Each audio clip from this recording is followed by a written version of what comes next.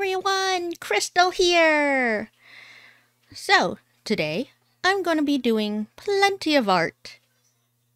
This time it is a truly of a swap of looks and everything. Since the person who wanted this didn't want it to look exactly like the Pokemon's evolution because of the type swap. So, because of that,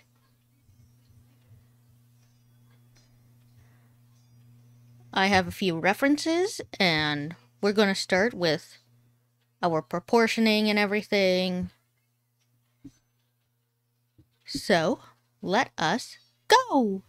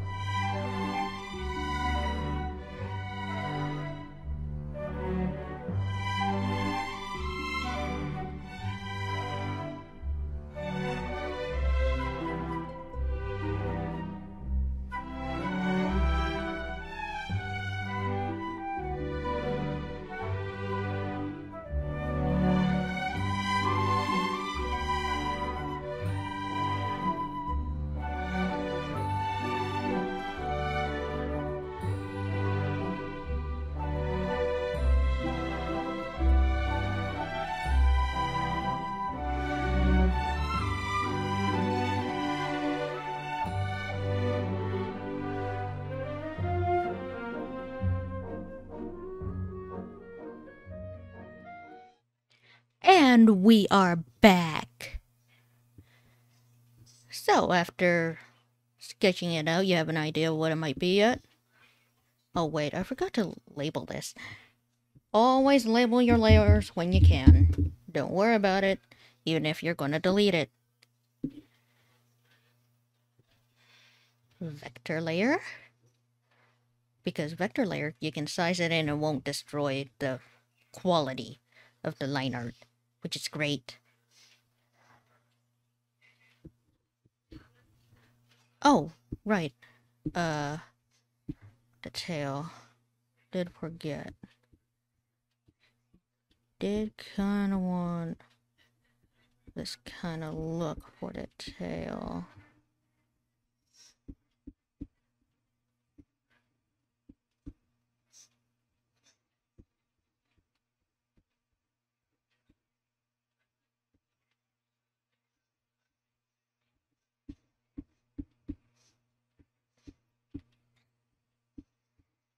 Something like that. For the tail, yes. Although I should probably... Yeah.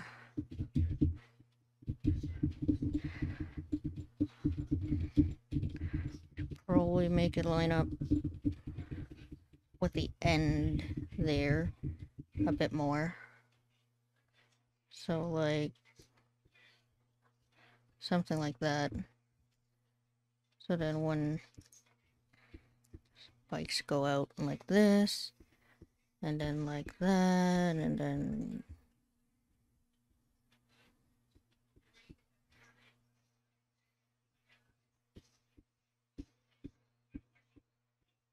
Yeah. Anyways. So even with this, yes, I'll start my lining. So, catch you in a bit.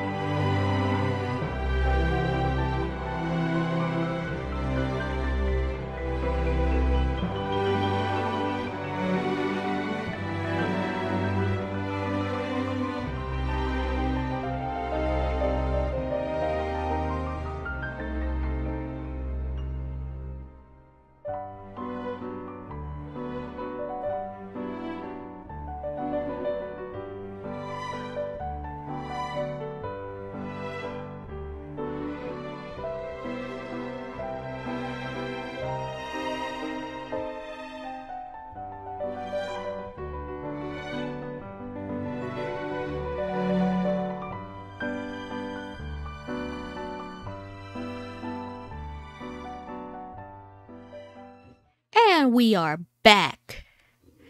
So, now that I've got the nice line art in, you can slowly start to tell what it's supposed to be. Now, huh?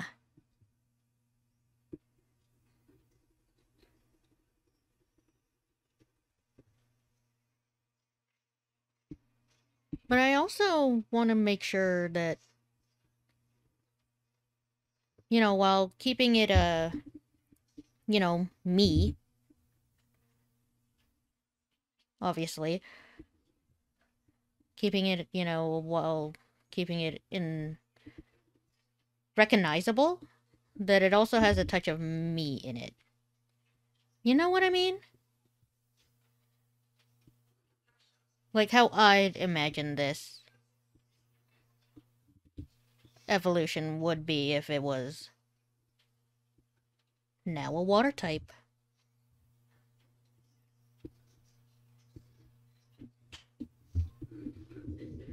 So instead of giving it fur, I decided to make it much more sleek and keeping the little pearls the previous form had,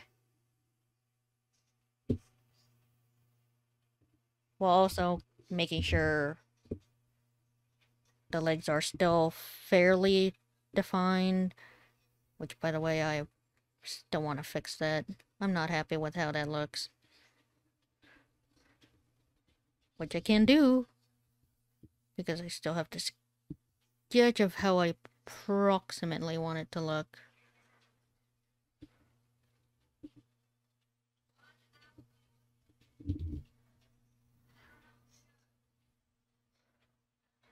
So yeah, this is basically my art process with any and all kind of creatures, Like, what do I want them to look like?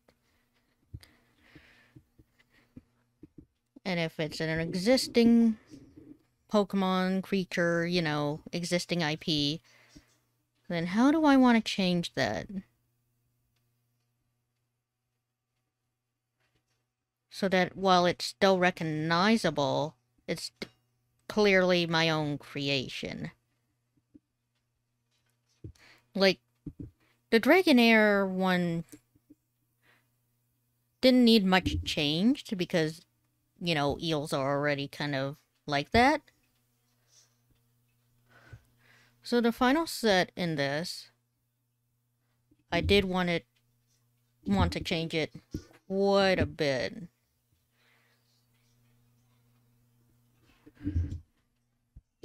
So that, again, while it's still me, there's still, like, recognizability and,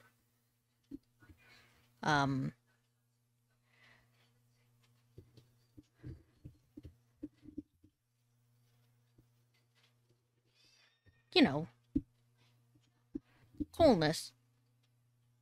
That people can say, yeah, that is still that Pokemon. So I don't want to make it as long as it is in there, but maybe I should. Actually, yeah, I'm gonna keep the length of it.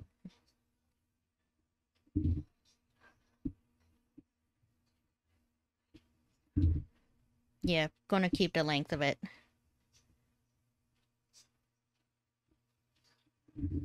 So I wanted to go... Yes. Something like that. When it comes to that part of the body. Now because it still needs to kind of keep it slick. Design and form.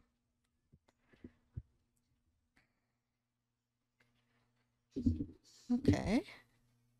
Yeah, that looks nice. Might need to erase a bit of this, but that's okay.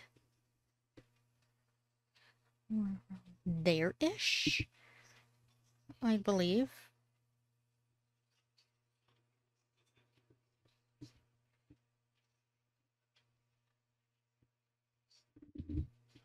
And again, I'm the one trying to keep it kind of coherent. Oh, good. Didn't need to delete that after all. And there. That's the line art done. Now we don't really need to sketch because it's just gonna bother us while doing this. Delete the sketch. And let us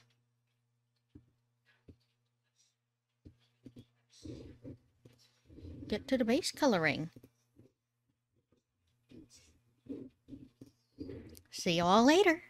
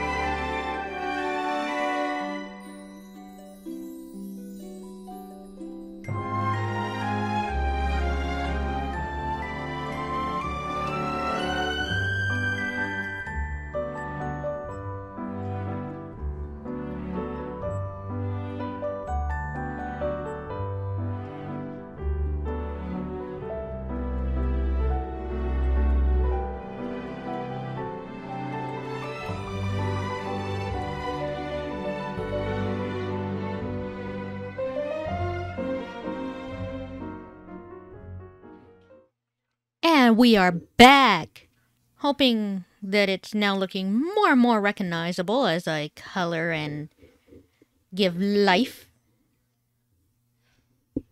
to this new form of Pokemon, aka this new Fakemon. Ah yes, with fins. I like making them semi-transparent, so like 50-ish. It doesn't really matter, I just like setting it at 50 so then the background can really shine through.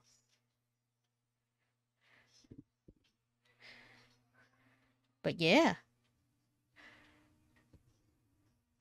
As we now start to shade, you should also consider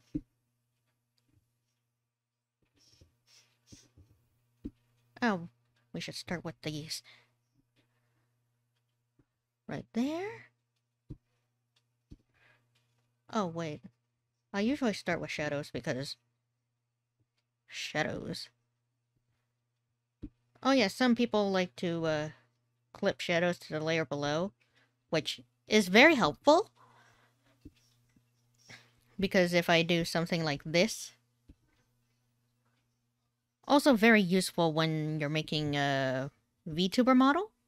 Because again, I can do things like that and it won't bleed in to this blue, which is very good.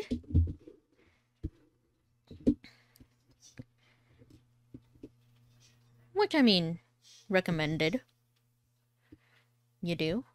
Also take note of where your light source is coming from. In my head, it comes from, like, the ceiling, so it's, like, going down here, but, like, this is blocking it, but, like, you get my point. It's coming from up there.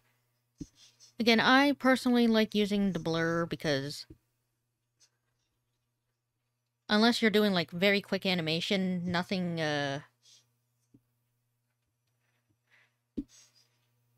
is 100%, like, super outlined when it comes to shadows.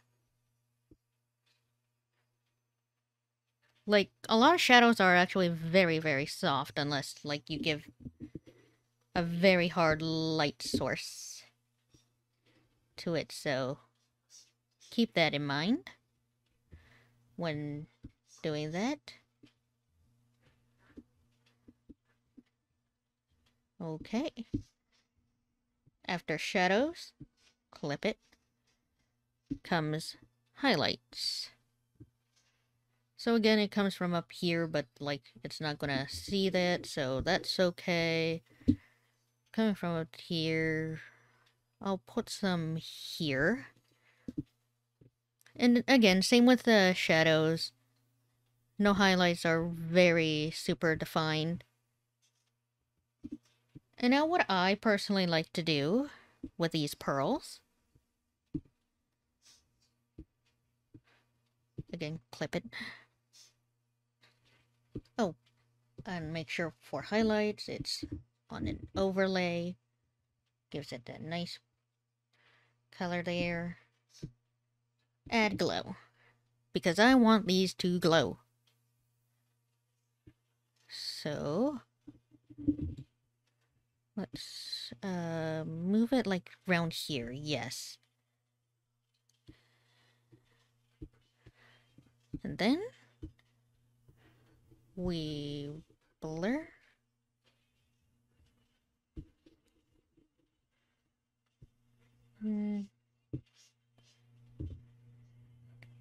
Now see, this is where it comes in handy. Have things like that. See how kind of changes depending on where I put it.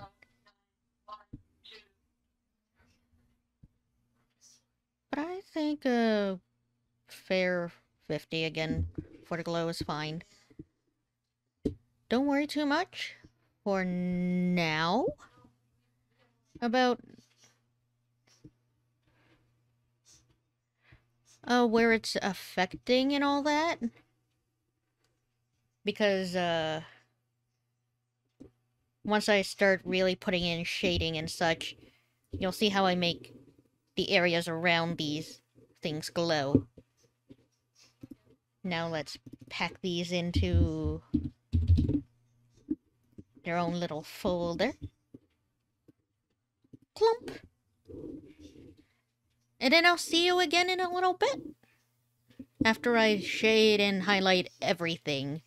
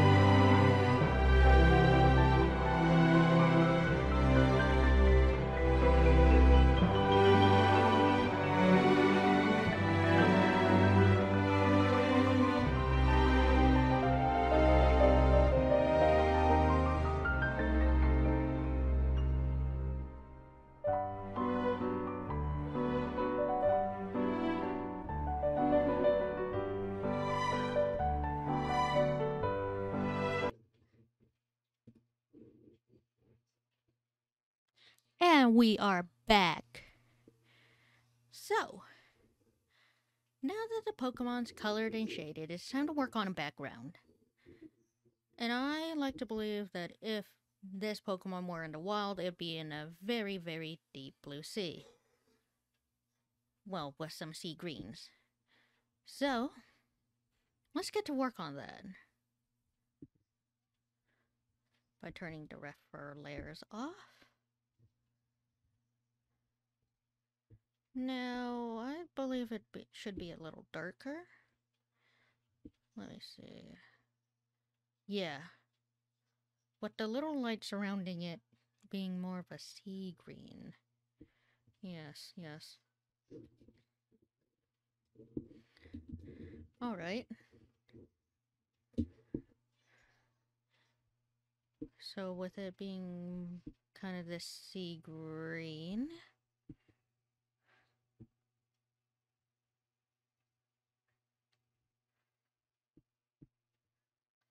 let's set it to a nice glow. Make it a little bigger.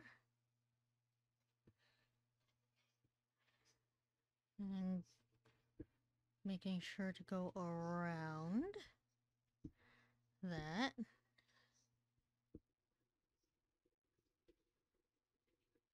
Start to see the scene slowly come to life. Now, do I want it to be... you know what? Yeah, I do.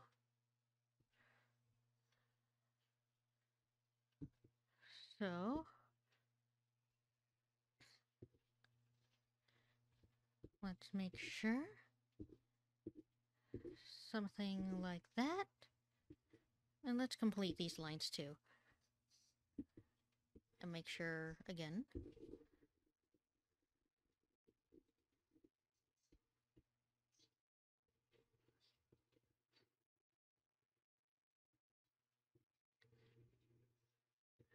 as we slowly add a little more murkiness, a little more wateriness to this. Because again, this is deep sea water.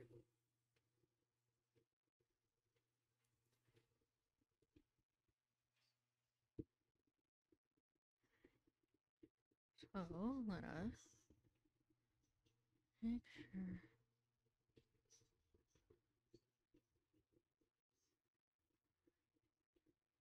Like that. Yeah. Slowly seeing it come together. And now as we go deeper in,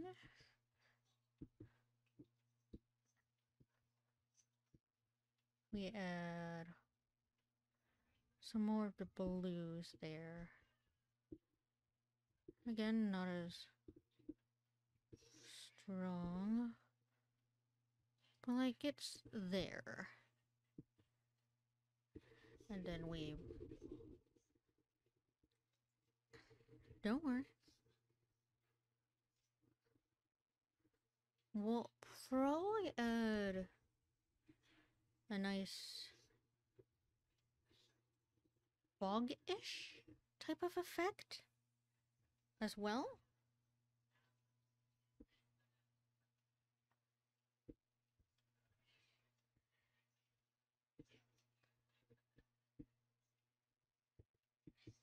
As we continue.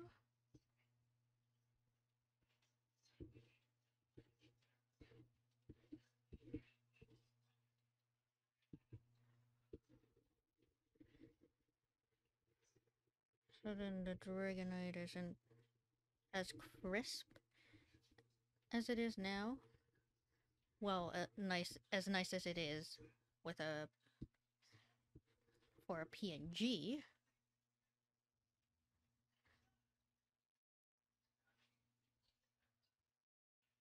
All right.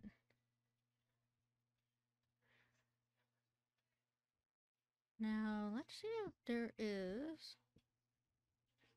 No, there isn't. So let's create one, shall we?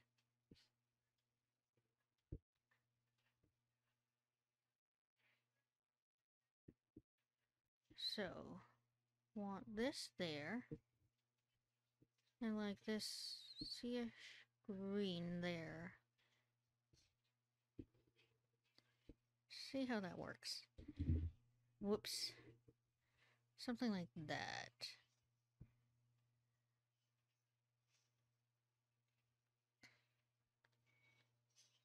Yes. And now to make sure that, you know, those pearls really stand out and glow. Oops.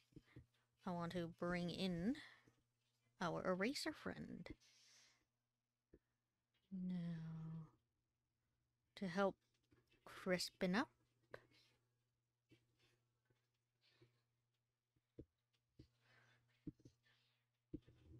Crispen that up a little bit.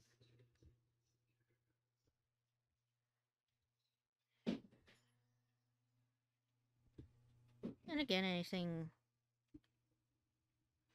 I don't want super crisp.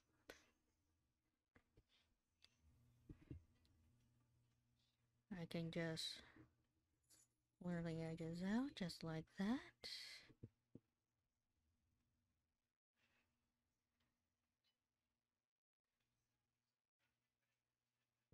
And now we can continue with making sure, you know, everything still comes to plan here when it comes to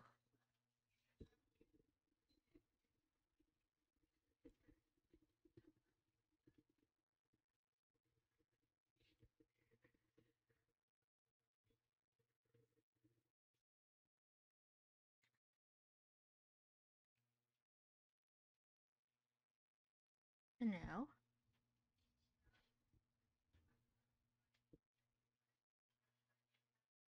I mean, there's a couple ways you can make very pretty bubbles and such with studio paint.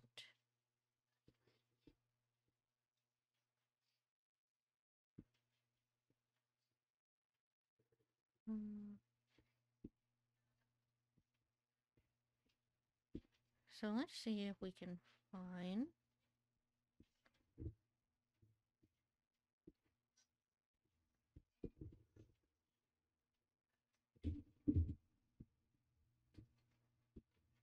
yes.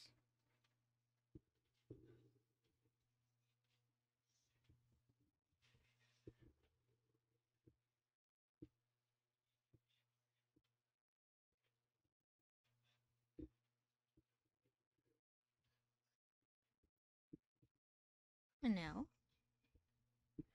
are you ready?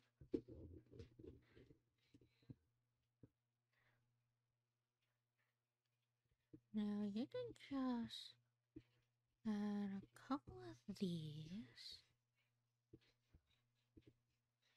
around these little bubbles.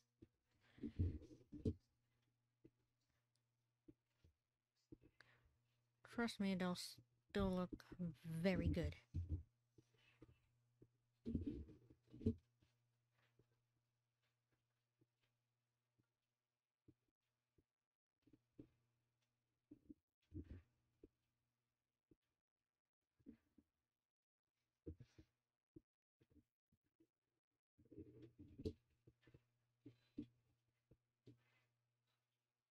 Little few little defining lines. Can change those soft circles. Really cute bubbles.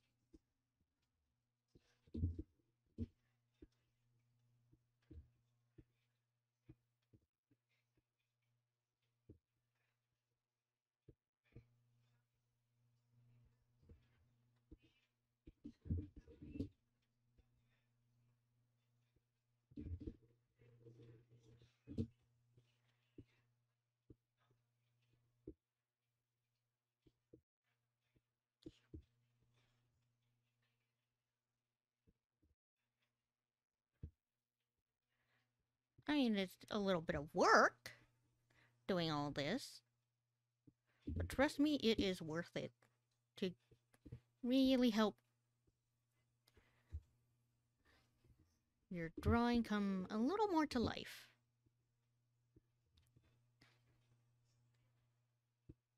Adding those nice extra details.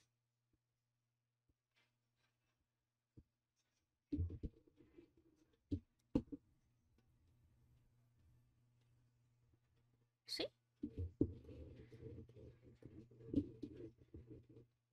They really do look like bubbles now.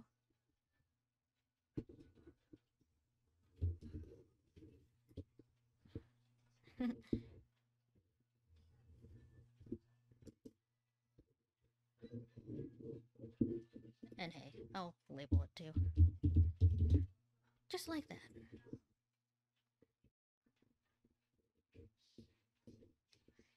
And that, my friend, is how you complete